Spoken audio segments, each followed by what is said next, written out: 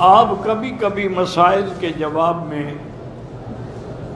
یہ کہتے ہیں کہ اگر آپ حنفی ہیں تو یوں مسئلہ ہے، اور حنبلی ہیں تو یوں ہے، اور شافعی ہیں تو یوں ہے. اس کی کیا وجہ؟ آپ کے ملک میں تو ہیں ہی حنفی، لہٰذا وہ تو حنفیوں کو مسئلہ بتائیں گے نا. ہم جس ملک میں الحمدللہ درس دے رہے ہیں اس میں شافعی بھی ہیں، حنبلی بھی ہیں، حنفی بھی ہیں، مالکی بھی ہیں. اگر ہم سب کو ان کے مسلک کے مطابق نہ بتائیں گے تو بددیانتی ہے. دیانت اور امانت کا تقاضا ہی یہ ہے کہ ہم بتا دیں کہ بھئی حنفی مسلک میں یوں ہے، لیکن امام شافعی رحمۃ اللہ علیہ کے نزدیک یوں. یہ تو دیانت و امانت کی دلیل ہے نا کہ قابل اعتراض بات ہے. اب دیکھیں نا کہ امام شافعی رحمۃ اللہ علیہ فرماتے ہیں کہ عمرہ کرنے کے بعد اگر کوئی آدمی اپنے بالوں کو ٹک لگا لے، تھوڑے تھوڑے کاٹ لے، بلکہ ایک ان کے حوالے میں ہے کہ صرف 3 بال ہی کاٹ لے، حرکن نطفن حلقن کسرن، ان کو جلا ڈالے 3 بالوں کو، تب بھی عمرے سے نکل جاتا ہے، اس میں دم کوئی نہیں پڑتی.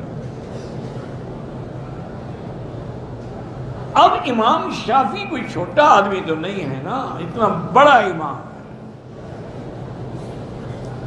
ان کی دلیل کیا ہے؟ وہ کہتے ہیں کہ قرآن میں ہے محلقین رؤوسکم ومقصرین، سر کے منڈانے والے اور بال کتروانے والے. تو اس نے کتروایا تو ہے نا، کتروانے والوں میں شامل ہو گیا. ان کی دلیل جو ہے وہ یہ ہے، وہ اپنی طرف سے نہیں کہتے. آپ لوگوں کو غلط فہمی ہے کہ 4 امام 4 امام. یہ 4 جو ہیں راستے ہیں، یہ 4 نعوذ باللہ کو فرقے نہیں ہیں. جیسے اب ایک آدمی باب ملک عبدالعزیز سے اندر آتا ہے، ایک باب ملک فہد سے اندر آتا ہے، ایک باب الحدیبیہ سے اندر تو سارے کعبے کی طرف رہے ہیں نا. اب کوئی کہے نہیں جی سارے اسی ایک دروازے سے گزرو، تو اس کے دماغ کا علاج کرانا پڑے گا آپریشن کے لیے. مقصود جب کعبہ ہے کہیں سے آؤ، مقصود جب حضور کی اور قرآن کی اتباع ہے، کسی امام سے پڑھ لو، کسی صحابی سے پڑھ لو، اس میں کیا فرق پڑتا ہے؟ تو اب امام شافعی کی دلیل جو ہے وہ بھی قرآن ہے. وہ کہتے ہیں بھی قرآن میں لفظ ہے محلقین رؤوسکم ومقصرین لا تخافون، تو اس نے قصر تو کرا لی نا. امام ابو حنیفہ فرماتے ہیں کہ نہیں،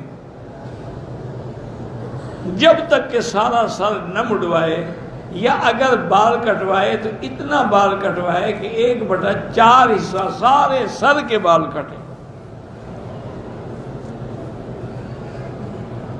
ان کی دلیل کیا ہے؟ وہ فرماتے ہیں کہ یہ قرآن حضور پہ اترا تھا، حضور پاک نے اس طرح پھروایا، ٹک لگوائے.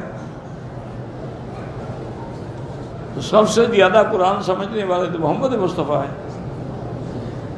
ایک دفعہ زندگی میں حضور نے قصر کرائے، وہ بھی سارے سر کے بال کٹوائے، اور حضرت امیر معاویہ نے آپ کا قصر کیا رضی اللہ عنہ. تو فرماتے ہیں اس سے بڑی دلیل کیا ہو سکتی ہے؟ ابھی جب حضور کا عمل موجود ہے. تو اس لیے ہمیشہ یاد رکھیں کہ یہ تعصب ہوتا ہے بلا وجہ کا، کہ کسی امام کی تنقیص کی جائے یا توہین کی جائے. ان کا اپنا اپنا اجتہاد ہے، اور اللہ پاک سب پہ کروڑوں رحمتیں فرمائے. ہمیشہ یاد رکھو مجتہد کو کبھی گناہ نہیں ہوتا، مجتہد ہمیشہ معجور ہوتا ہے، وہ معذور نہیں ہوتا.